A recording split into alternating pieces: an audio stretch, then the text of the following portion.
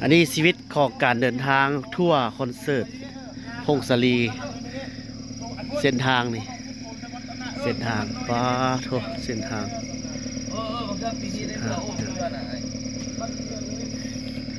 เตี้ยเป็นได้เตี้ย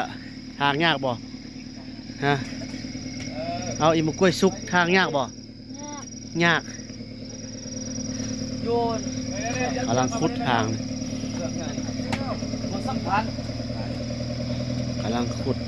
ทางไฮโคตรมาแล้วออกมาแล้วออกมาแล้วออกมาแล้วลุยครับ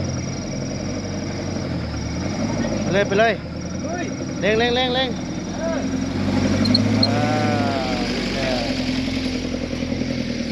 บิดแล้ว2 คันไม่ตีไปไปไปไปอินโอ้เอาเครื่องดนตรีกูไปรวยแล้วเนาะมึงเนาะ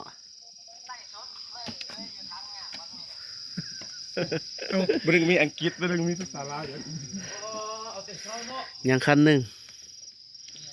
กำลังสิมา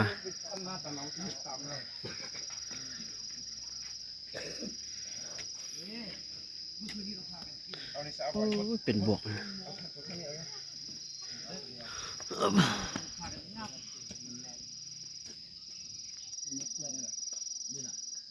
มาต่อยังคันหนึ่ง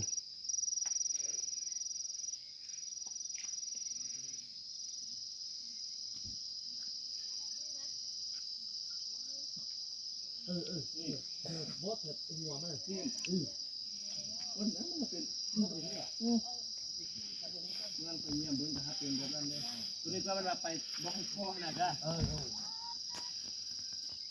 ดีคุณตาพ่อได้ความอิ่มใจ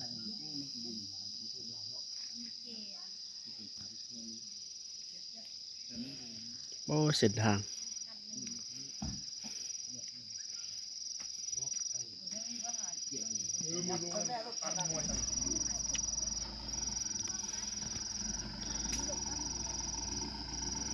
มาแล้วมาแล้วคันนี้ได้อยู่หรอมันสูง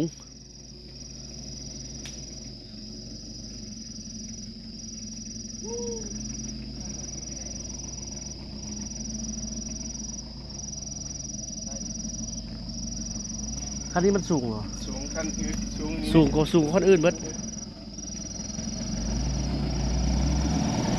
ผ่านไปเลย